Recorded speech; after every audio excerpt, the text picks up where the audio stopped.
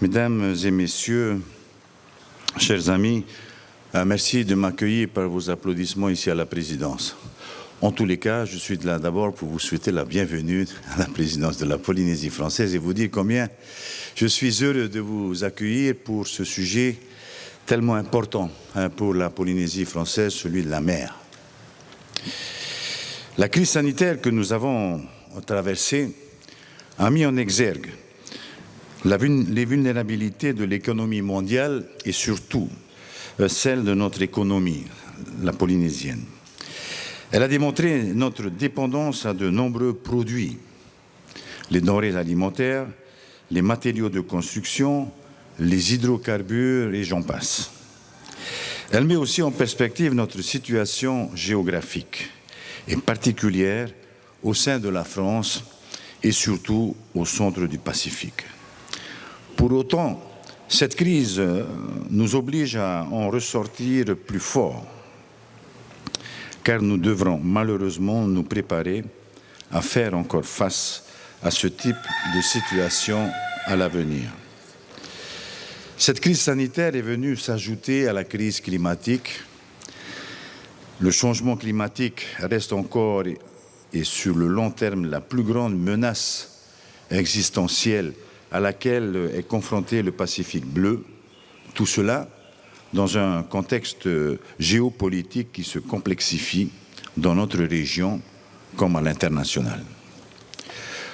Pour rappel, les dirigeants des pays du Forum du Pacifique ne cessent d'affirmer que le Pacifique, et je les cite, le Pacifique est confronté à une urgence climatique qui menace les moyens de subsistance, la sécurité et le bien-être de ses habitants et de ses écosystèmes, en s'appuyant sur les données scientifiques les plus récentes et sur les réalités quotidiennes vécues par les communautés du Pacifique.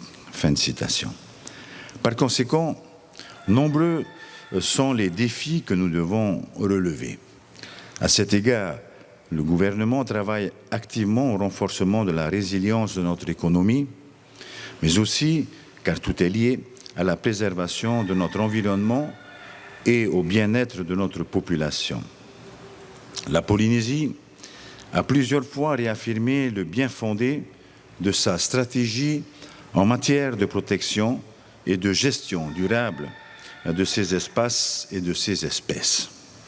Pragmatique, inspirée de millénaires de savoir-faire traditionnels, elle part du principe fort que l'humain fait partie de l'univers, au même titre qu'une plante, une vague, un oiseau ou un poisson. Chaque élément y tient sa place, liés les uns aux autres, tout simplement.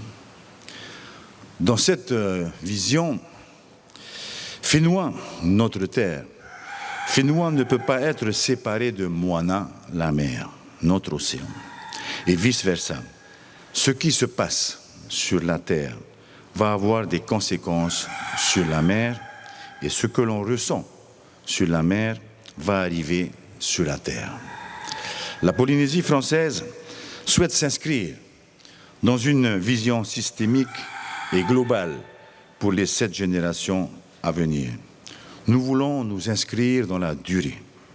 Nous voulons promouvoir une alternative au modèle de développement basé sur la seule croissance économique, en lui associant des objectifs d'amélioration du niveau et de la qualité de vie, de réappropriation de concepts, de savoir-faire traditionnels et de création d'une solidarité entre les générations et entre les peuples. La stratégie de développement de notre pays doit être construite en tenant compte de la protection et de la gestion durable de nos espaces et de nos espèces. En 2018, la Polynésie française a créé cette zone appelée Tainui-Yatea, un espace océanique protégé de 5 millions de kilomètres carrés, dont l'objectif est la préservation des espèces et de la diversité génétique, le maintien des fonctions écologiques et l'utilisation durable des ressources et des écosystèmes naturels. Je tiens à le réaffirmer aujourd'hui, comme je l'ai réaffirmé ailleurs qu'ici en Polynésie, dans le cadre de ce forum de l'économie bleue, je tiens à réaffirmer que notre pays doit devenir une force d'innovation au cœur de notre région, au cœur de l'Océanie. Notre objectif est de devenir un territoire de solutions. Si nous arrivons à régler un problème pour une île, un atoll, alors nous le résolvons pour l'ensemble de nos frères du Pacifique et même au-delà.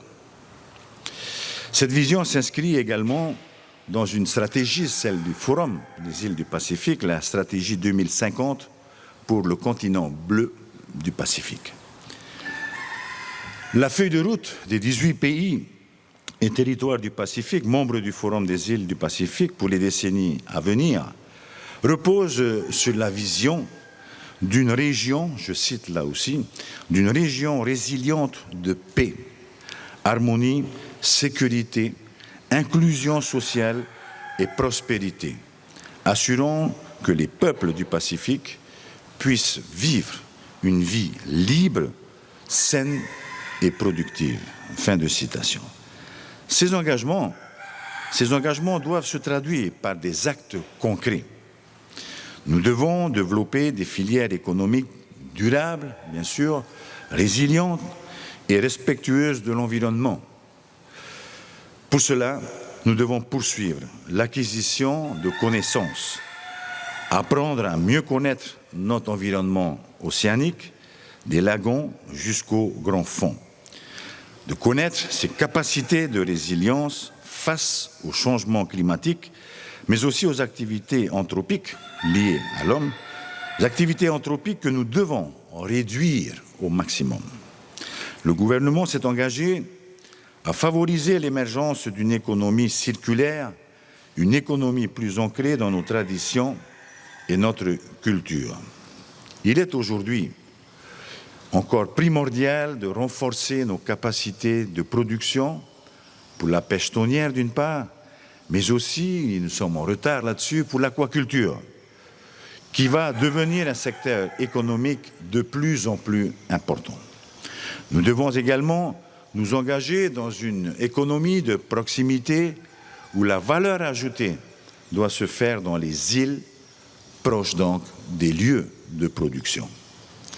Lié à notre préoccupation d'une pêche durable, le gouvernement proposera très prochainement à l'Assemblée de Polynésie française un texte approuvant un moratoire de 30 ans sur l'exploitation des fonds sous-marins de notre zone économique exclusive. Durant cette période, durant ces 30 ans, nous privilégierions les recherches, nous privilégierions l'acquisition des connaissances sur ces fonds marins, car en fait, nous n'en savons pas grand-chose. Nous devons donc poursuivre nos réflexions sur le développement de nouvelles sources d'énergie aussi, pour le transport maritime, notamment sur les alternatives, voiles, moteurs hybrides, dans le transport des marchandises et de passagers en particulier, mais aussi pour nos navires de pêche. Je tiens à rappeler que nos entreprises doivent s'engager dans des pratiques vertueuses et en particulier vis-à-vis de l'environnement. D'ores et déjà, et encore plus à long terme, si rien n'est fait, nous allons devoir gérer de plus en plus de déchets. Nous cherchons en ce moment des solutions, mais la mise en place d'unités de transformation sera effective que dans un avenir proche. Ce sujet du traitement des déchets, lié aux activités de la mer aussi, est un sujet éminemment urgent pour nous. Mais tout cela ne peut être entrepris sans une jeunesse motivée par des filières attractives et innovantes. Nous devons entraîner nos jeunes dans cette dynamique. Nous devons la mobiliser, lui donner des perspectives, l'accompagner dans le développement de ces projets, intégrant le fait que les métiers de la mer sont des métiers difficiles, durs. Un gros effort est mis sur la formation initiale et continue, et nous devrions voir aboutir dès le début de l'année prochaine la création d'un campus des métiers de la mer qui apportera plus de clarté dans les différents parcours de formation proposés à nos jeunes, moins jeunes aussi, car c'est tout au long de sa vie que l'on se forme. Pour conclure, je reprendrai cette phrase que j'aime beaucoup de notre ministre Heremwana Mamatua Yahutapu, ministre de la Culture, de l'Environnement et des Ressources marines, qui malheureusement aujourd'hui s'excuse auprès de vous de ne pas pouvoir être présent puisqu'il était hier à Paris pour défendre le fameux dossier de classement des marquises à l'UNESCO. Il dit ceci: il ne faut pas nous voir comme de simples victimes, vivant sur des petites îles isolées. Nous sommes avant tout un continent océanique d'innovation et de solutions. En fait, nous sommes le peuple du plus grand océan du monde, Temananui Ohiva. Mesdames et messieurs, chers amis, je vous souhaite de beaux travaux, un bon travail ici à la présidence, et en espérant que les conclusions soient positives pour tous. Merci pour votre attention.